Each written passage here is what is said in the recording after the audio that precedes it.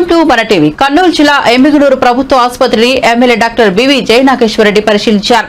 ముందుగా వైద్యులతో హెచ్డీసీ సమీక్ష సమావేశం నిర్వహించిన అనంతరం నూతన 100 పడకల ఆసుపత్రి పరిసరాలను పరిశీలించారు. ఈ సందర్భంగా ఎమ్మెల్యే డాక్టర్ బివి జయనాగేశ్వరరెడ్డి మాట్లాడుతూ ఎమ్మిగనూరులో 100 పడకల ఆసుపత్రి అతి త్వరలోనే ప్రారంభమవుతున్నట్లు తెలిపారు. ప్రమాదవశాత్తు ప్రమాదాలు జరిగినప్పుడు క్రిటికల్ కేర్ సెంటర్ వైద్య సదుపాయాలు అందుబాటులో పెడుతున్నట్లు, అలాగే ట్రామా కేర్ సెంటర్ను ఏర్పాటు చేస్తున్నట్లు తెలిపారు. దీని ద్వారా ఎమర్జెన్సీ వైద్యం అందించేందుకు సులభం అవుతుందని, ఇందుకు ప్రతిపాదన కూడా పెట్టడం జరిగిందన్నారు. ఆసుపత్రి అభివృద్ధి గురించి శాసనసభలో ప్రస్తావించడం జరిగిందని, సీఎం చంద్రబాబు దృష్టికి కూడా తీసుకెళ్లినట్టు తెలిపారు. ప్రజలకు మెరుగైన సేవలు అందించడమే మా ప్రభుత్వ లక్ష్యమన్నారు. కార్యక్రమంలో పట్టణ సీఐ శ్రీనివాసులు, ఆసుపత్రి సూపరింటెండెంట్ వైద్యులు, హెచ్డీసీ కమిటీ సభ్యులు, సంబంధిత అధికారులు, టీడీపీ నాయకులు, కౌన్సిలర్లు తదితరులు పాల్గొన్నారు.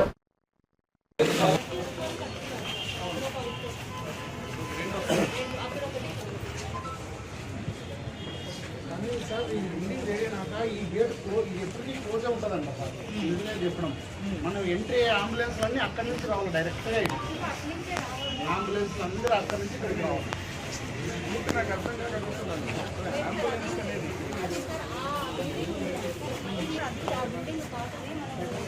నడుస్తుంది కాబట్టి దాన్నే కంటిన్యూ చేసుకోవాలి.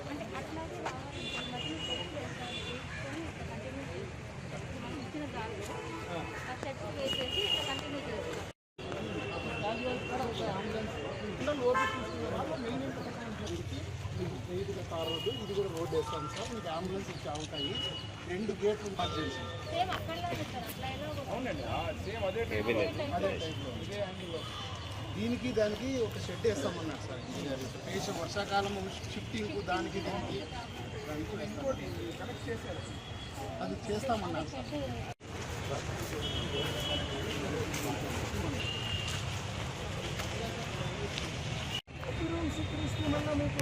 ఓపీ రూమ్స్ వచ్చినాయి, కన్ఫర్మేషన్ ఉందా? ఇంజనీర్ వచ్చి ఓపీ రూమ్స్ కట్టాలంటున్నారు. అవునా సార్? నాకున్న నేను ఏమన్నానంటే సార్, ఉన్న బిల్డింగ్ ఓపీ రూమ్స్ మనం షిఫ్ట్ చేద్దాము, దానికి కావాల్సింది ఏం చేద్దాం, కానీ ట్రామా సెంటర్ వస్తుంది. అది ట్రామా సెంటర్ వస్తుంది, అది ఇప్పుడు శాంక్షన్, అది కూడా ఇప్పుడు మాట్లాడండి. నేను వచ్చి చూసుకున్నట్టు వచ్చింటే శాంక్షన్ ఏ మీరు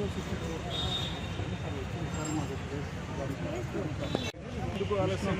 ఇంజనీర్ ఫస్ట్ మీరు అది మెయిన్ బాండరీ వేసేసి సెక్యూరిటీ అయిపోతుంది, ఇబ్బంది కాదు. కమిషనర్ సార్ చెప్పి ఇదంతా క్లీన్ చేపిస్తారు సార్, వాటర్ ప్రిన్సిపల్ కమిషనర్ చెప్పి ఆడ బోర్డు పెట్టేస్తే అది అయిపోతుంది. చేద్దామని అది కరెక్ట్, అది ఏదైనా ఉన్నా కానీ మనకి ఇబ్బంది కాకుండా ఉంటుంది. ఈ రోల్ గురించి మాట్లాడాలి.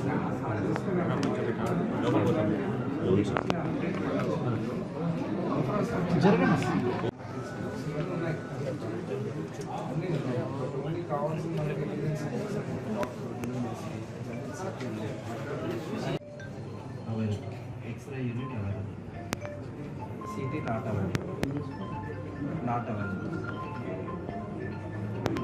అంటే మామూలు బెడ్స్ ఇవన్నీ కామన్గా వచ్చేస్తాయి. Beds, ICU beds.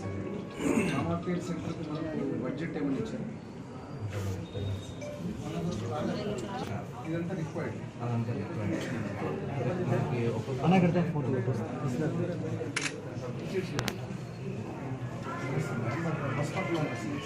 గతంలో అసోసియేషన్ నా తండ్రి వివి మోహన్ రెడ్డి గారు ఉన్న రోజున ఎమ్మిగనూరు ఆసుపత్రి 50 బెడెడ్ హాస్పిటల్ శాంక్షన్ అయితే, మళ్ళీ శాసనసభ్యుడిగా 2014-19 నుంచి ముఖ్యమంత్రి వర్గ చంద్రబాబు గారి ఆశీర్వాదంతో 100 బెడ్ హాస్పిటల్గా తయారు చేయడం, దాంట్లో భాగంగా మళ్ళీ ఇప్పుడు ఈ యొక్క ఆసుపత్రిని పూర్తి చేయాలని త్వరితగతిన ముగించాలని చెప్పి జనవరి కల్లా ఒక టార్గెట్ పెట్టాము. ఇంకా పనుల పురోగతి వేగంగా జరగడం లేదు.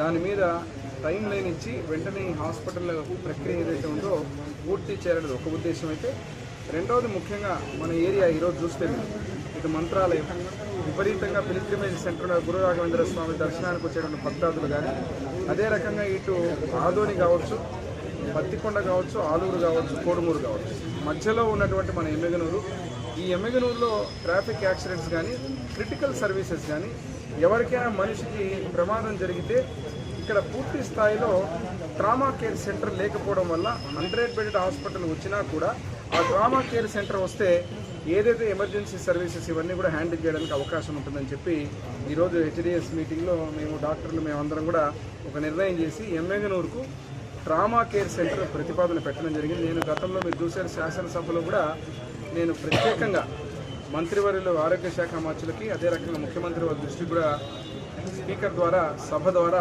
వారి దృష్టి తీసుకోవడం జరిగింది.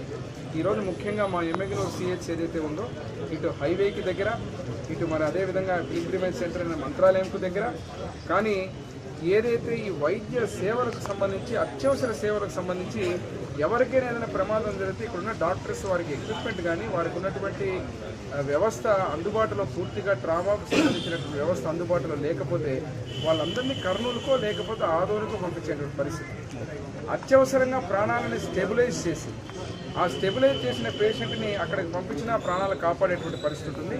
దీంట్లో భాగంగా ఈరోజే ఒక ప్రతిపాదన పంపి ఎట్టి పరిస్థితుల్లో 100 బెడ్ హాస్పిటల్స్తో పాటు ట్రామా కేర్కు సంబంధించినటువంటి ఒక సెంటర్ని కూడా కోరడం జరుగుతూ ఉంది. అతి త్వరలోనే దాన్ని కూడా శాంక్షన్ చేసుకుని రావడం జరుగుతుంది.